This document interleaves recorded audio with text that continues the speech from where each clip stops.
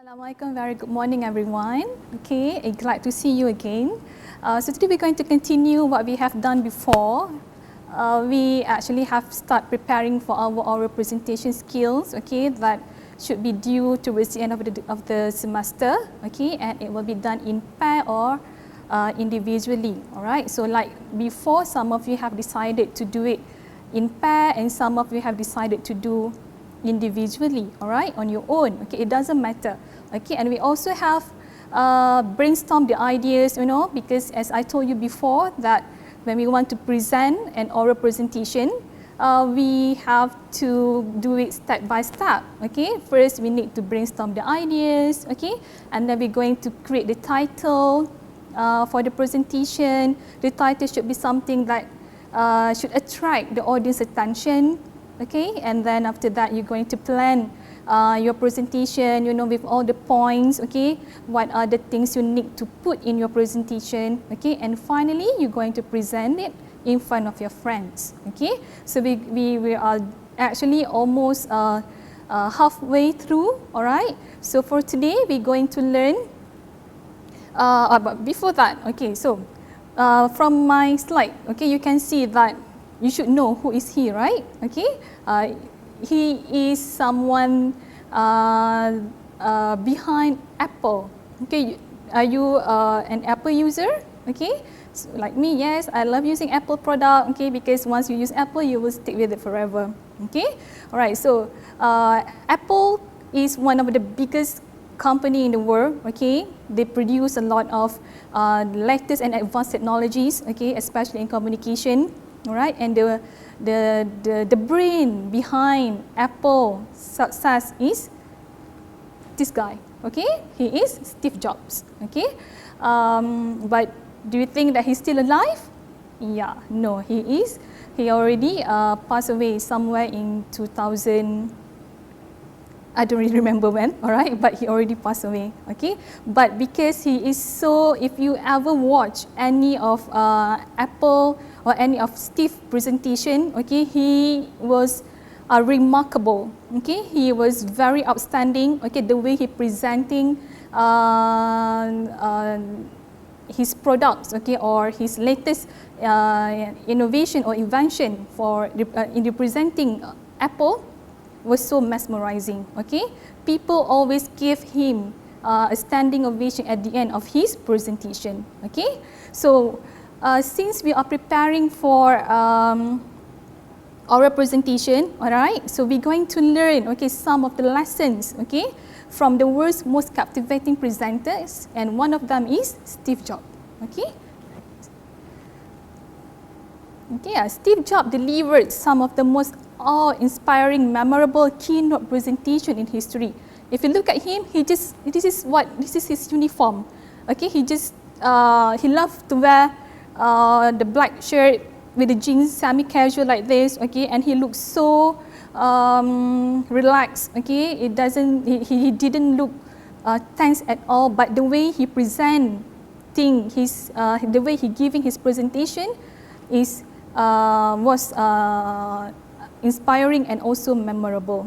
Okay, so we're going to learn from this great guy, okay, so that I hope later when you're giving your presentation, your oral presentation, you can learn something and apply all the lessons that we have that I'm going to share with you today. Okay,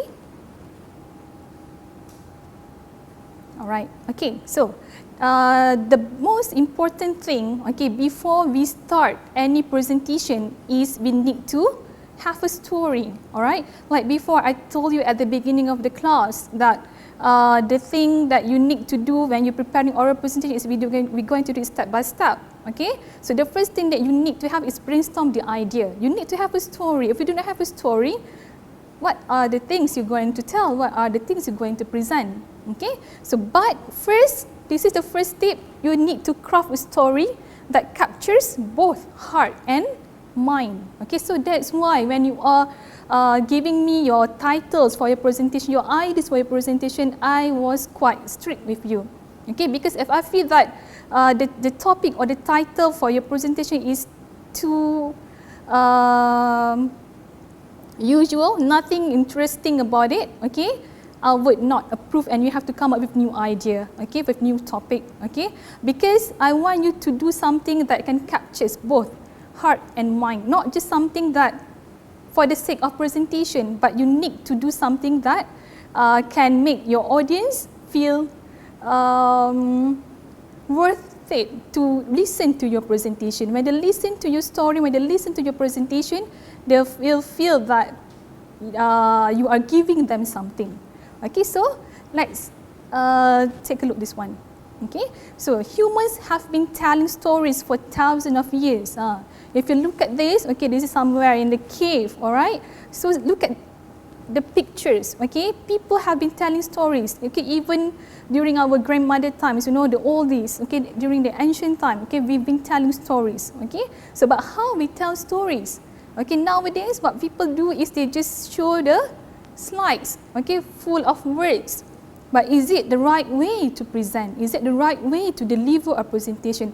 Is it the right way to use a visual aids, okay, to help your presentation? Okay, because yeah, when you are presenting something, you need to have visual aids. Okay, visual means something you can see. It's something that can help or enhance your presentation. But if you just show your visual aids using slides with full of words, okay, you are not telling stories. Okay. Why? Because we don't live our lives in bullet points. This is what you normally or usually do for your presentation. Okay, if I ask you to do a presentation, it will be like this. When I ask you to prepare a slide, you will do like this, in bullets. We don't live our lives in bullet points. Okay, you want to tell, okay, for example, like this one, you put one photo, I was born in the Ukraine in 1972. My family left the Soviet Union in 1975. Until recently, I turned 41. Okay, so this is actually bullet points are meant for points, not for stories. If you are telling stories, for example, you are telling about a biography about someone. Maybe you want to talk about Tony Fernandez. You want to talk about any successful entrepreneur that you know that you want to talk about. Okay, you cannot put in bullet points like this. It will be unattractive. Okay, because we don't live in bullet points. Alright, okay, but we live our lives in images and stories. Okay, actually it's the same. When you put the pictures like this, it's easier for you to tell. For example, okay, this is when I was like when I was 9. Okay, and then this is during winter, where we've played our first snow, for example. Okay, this is our house in Ukraine. Alright, and this is me now. Okay, I'm married and I am 41. So the way you're telling your stories are actually the same. Okay, like when you put in bullets. Okay, but when you put images, when you put a collection of images like this, when you tell stories, people will always will remember better. Okay, because between words and pictures, our brain capture pictures or images first, and we process images better than words. Okay, so this is an example. So later when you want to tell story, if you would like to tell story about people, okay, or sometimes you can also talk about when you talking about some the achievements. Okay, instead of put the achievements in bullets, okay, you can put all the pictures here. Okay, for example, if the company, I want to talk about in Asia, for example, okay, how Asia started and how it became successful. Okay, so you can put all the or the certificate of awards that they have won. Okay, that they have won here in the slide. So instead of putting them in bullets, you can change into images like this. Okay, all right. So any questions, or should we discuss about this what we're going to do next? Because now we have done on the first part, okay, tips 1, and we have a few more tips to go.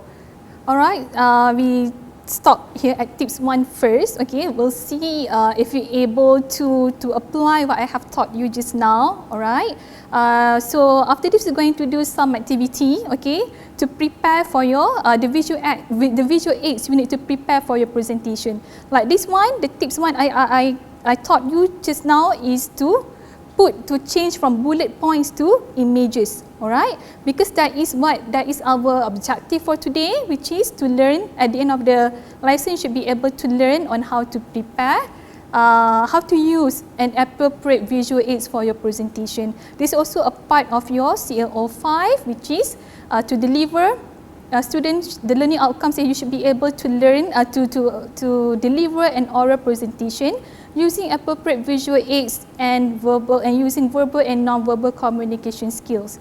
Okay, this due at the end of the semester. Alright. Okay, I think that's all for today. We're going to continue what we have planned, and that's all. Thank you.